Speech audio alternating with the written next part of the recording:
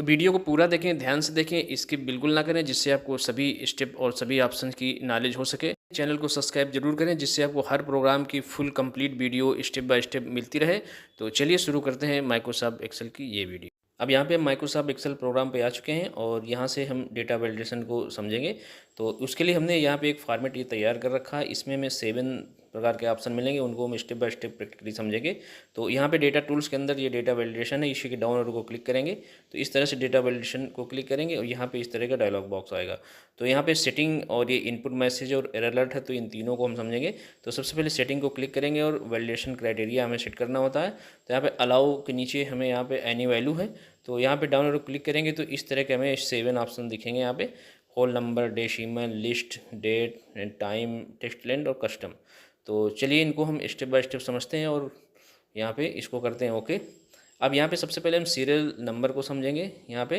तो यहाँ हमने इस तरह से इस एरिया को यहाँ पे सेलेक्ट करिए, इतने सेल हमने सेलेक्ट किए और इसके बाद डेटा वैलिडेशन के डाउन एरो को क्लिक करेंगे। इसके बाद डेटा वैलिडेशन को क्लिक करेंगे और इसके बाद यहाँ पे एनी वैल्यू के डाउन एरो को क्लिक करेंगे। अब यहाँ से हम डेसिमल को सिलेक्ट करेंगे और यहाँ से इस तरह डेटा आएगा नीचे, तो बिटवीन और मिनिमम मैक्सिमम, यानी इनके बीच में हमें कुछ रखना होगा नंबर। तो मिनिमम में हम रख देते हैं यहाँ पे 1 और मैक्सिमम में हमने रखा है यहाँ पे 2।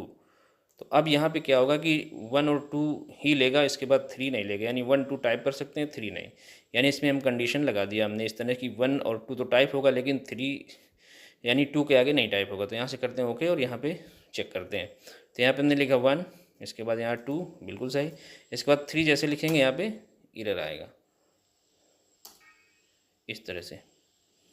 तो यहाँ से इसको कैंसिल करेंगे, इस तरह से लेगा, यहाँ 4 नहीं लेगा, इस तरह से यहाँ पे।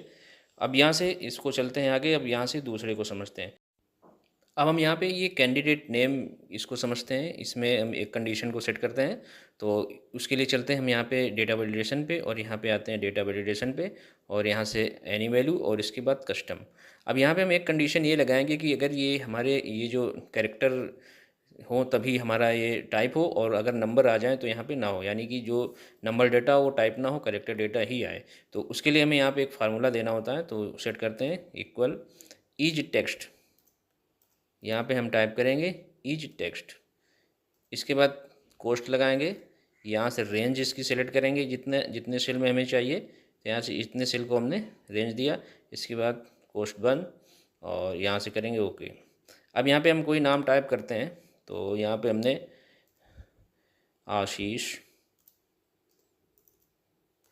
इस तरह से टाइप किया, एंटर किया, राजीव टाइप किया, एंटर किया। अब मान लेते हैं कोई ये डिजिट इस तरह आ जाए तो ये यहाँ पे नहीं लेगा इस तरह से। तो इस तरह से यहाँ पे सेट कर सकते हैं हम कस्टम के हिसाब से।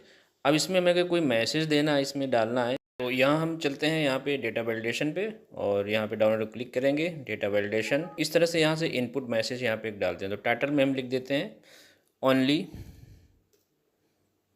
यहाँ पे हम लिखेंगे ओनली टेक्स्ट,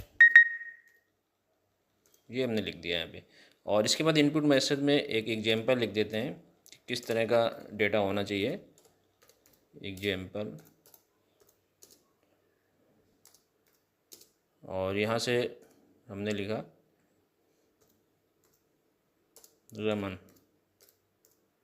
इस तरह से हमने इसमें डाल दिया। इसके बाद एरर अलर्ट भी सेट कर लेते हैं। तो यहाँ पे टाइटल में लिख लेंगे इनवैलिड डेटा,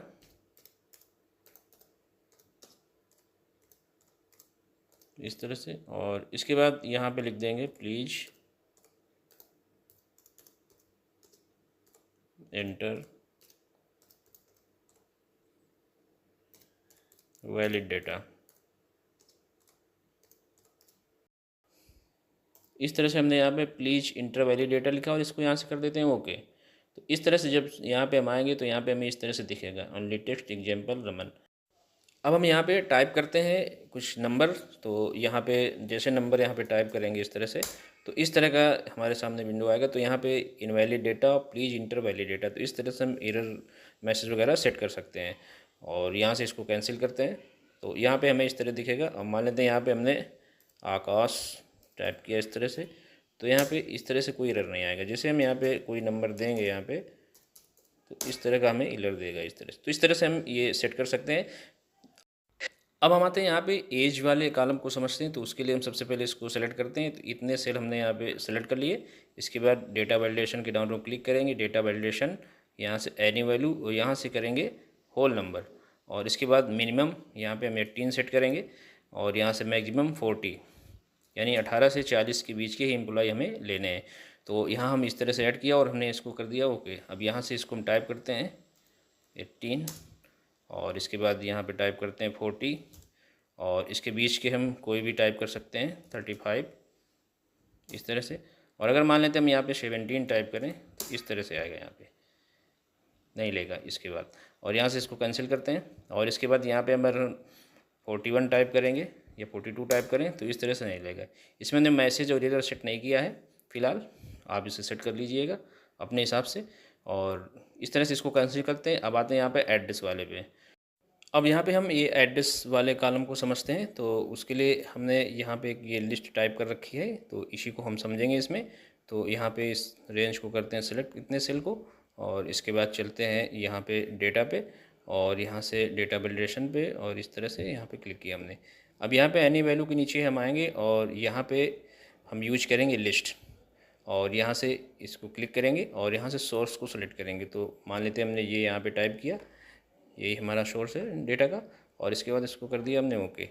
अब यहाँ पे इस तरह की ड्रॉप डाउन लिस्ट आएगी यहाँ पे, तो यहाँ क्लिक करेंगे तो इस तरह से हमें दिखेगा। तो मान लेते हैं न्यू दिल्ली हमने आज लेना, इस पर क्लिक करेंगे तो इस पर इस तरह से ये हमने ले लिया। तो इस तरह से हम यहाँ पे ये चीज़ यहाँ पे क्रिएट कर सकते हैं। किसी भी सेल पे जितना सेलेक्ट करेंगे तो इस तरह से हम यहाँ पे क्रिएट कर लेते हैं। ड्रॉप डाउन लिस्ट में हमारे सामने इस तरह से आ जाएगी। इसके बाद अब हम यहाँ पे आते हैं आगे। अब हम यहाँ पे आते हैं, ये DOG का कॉलम है, इसको समझते हैं। तो ये हमारा डेट ऑफ ज्वाइनिंग है, एम्प्लॉय की कब ज्वाइनिंग दिखानी है। तो मान लेते हैं हमने अप्रैल 2024 में ज्वाइनिंग दिखानी है एक ही मंथ में। तो उसके लिए हम यहाँ पे डेट सेट करते हैं। तो यहाँ पे हम इसको सिलेक्ट करते हैं इतने सेल को और इसके बाद चलते हैं डेटा वैलिडेशन पे, यहाँ पे क्लिक करेंगे। इसके बाद एनी वैल्यू और यहाँ से डेट को सिलेक्ट करेंगे इस तरह से। और यहाँ पे स्टार्ट डेट, यहाँ पे मान लेते हैं हमने 1 और अप्रैल डाल देते हैं हम PR और इसके बाद 2024। इसके बाद यहाँ पे देंगे एंड डेट यानी 30 और 4 और इसके बाद हम यहाँ पे लेंगे 2024। इस तरह से हमने यहाँ पे डेट फिल कर दिया, स्टार्ट और ये एंड। और इसके बाद यहाँ पे हमने 1 अप्रैल और यहाँ पे 30 अप्रैल और यहाँ से करेंगे ओके। तो यहाँ पे हम इन्हीं के बीच की डेट लिख सकते हैं। तो जैसे मान लेते हमने 1 लिखा है यहाँ पे और यहाँ पे ये PR दिया हमने और यहाँ पे 24, तो इस तरह से ले लेगा। अगर यहाँ पे हम मार्च में लिखें कोई डेट तो यहाँ पे हमने 28 ये हमने लिया है यहाँ पे MAR मार्च और इसके बाद 2024, तो इस तरह से ये नहीं लेगा, ये ट्राई बताएगा। अब यहाँ पे 30 अप्रैल लिखेंगे यहाँ पे इस तरह से, तो यहाँ पे ले लेगा ये। तो इस तरह से हम डेट सेट कर सकते हैं और डेट में वैलिडेशन का यूज कर सकते हैं। अब हम यहाँ पे टाइम वाले कॉलम को समझेंगे। तो मान लेते हैं यहाँ पे जो भी एम्प्लॉय आते हैं 10 बजे आते हैं और ये 6 बजे यानी कि 10 से 6 बजे की ड्यूटी होती है इनकी। तो यहाँ पे हम सेट कर देते हैं यहाँ पे 10 AM और 6 PM। तो यहाँ पे हम डाल देते हैं। तो उसके लिए हमें यहाँ पे रेंज सेलेक्ट करनी होगी। इतने सेल हमने सेलेक्ट किए। यहाँ से डेटा वैलिडेशन पे जाते हैं, डेटा वैलिडेशन, एनी वैल्यू और यहाँ पे टाइम को सेलेक्ट करेंगे। अब यहाँ पे स्टार्ट टाइम 10, इस तरह से हमने यहाँ पे टाइम सेट कर दिया 10 बजे। और इसके बाद यहाँ पे सेट करते हैं 3:00 इस तरह से हमने यहाँ पे सेट किया और यहाँ से करेंगे ओके। अब यहाँ पे जैसे हम यहाँ पे डालेंगे 11 इस तरह से, तो यहाँ पे ले लेगा। और अगर हम यहाँ पे डाल देते हैं 18 इस तरह से लेगा।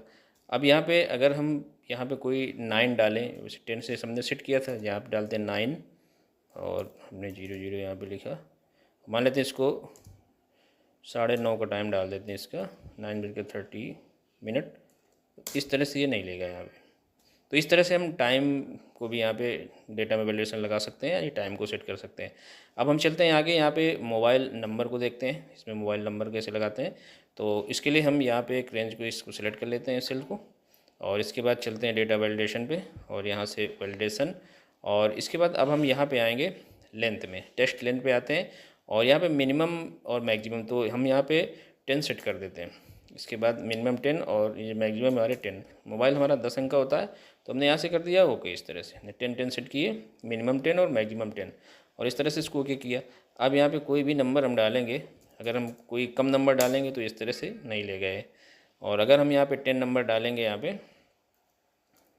इस तरह से, तो यहाँ पे 10 नंबर एक्सेप्ट करेगा। इस तरह से नहीं लेगा, 9 अंक नहीं लेगा। तो इस तरह से हम डेटा वैलिडेशन के सभी ऑप्शंस का यूज कर सकते हैं। जो हमारे ये 7 प्रकार के थे, whole number, decimal, list, date, time, test length और कस्टम। तो इस तरह से हमने यहाँ पे एक एक करके यूज किया।